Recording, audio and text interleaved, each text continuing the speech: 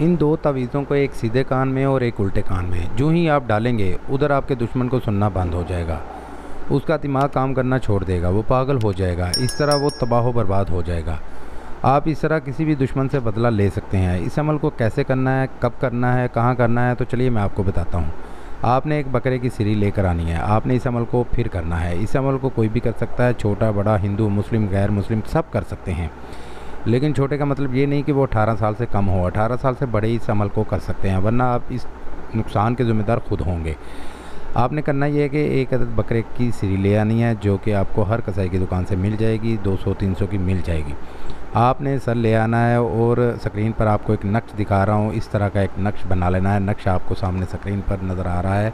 Same इसी तरह आपने नक्श बनाना है। नक्श बनाकर नीचे अपने दुश्मन का और उसकी वालिदा का नाम लिख लेना है। दुश्मन की वालिदा का नाम नहीं पता तो बिनते हव्वा लिख सकते हैं। 2 नक्श आपने इस तरह के तैयार करने हैं। नक्श तैयार करने के बाद इनको फोल्ड कर देना है। एक बकरे के सीधे कान में डाल देना है और एक नक्श बकरे के उल्टे कान में डाल देना है। उसके बाद आपने सिरी को किसी भी जगह पर दफन कर देना है जहां आपका दुश्मन आता जाता हो, उसके रास्ते में जहां से आपको अंदाज़ा हो, शक हो कि इधर से गुज़रता है, आपने उस रास्ते में इसको दफन कर देना है। बस इतना काम आपका। उसके बाद आप उस दुश्मन की हालत देखिएगा, कैसे उसके कान बंद हो जाएंगे, उसका दिमाग बंद हो जाएगा, कैसे उसका दिमाग काम करना छोड़ देगा, किस तरह वो पागल होता, कैसे तबाह बर्बाद हो जाता। इस तरह आप अपना बदला ले सकते हैं। इस तरह आप किसी भी दुश्मन को तबाह बर्बाद कर सकते हैं।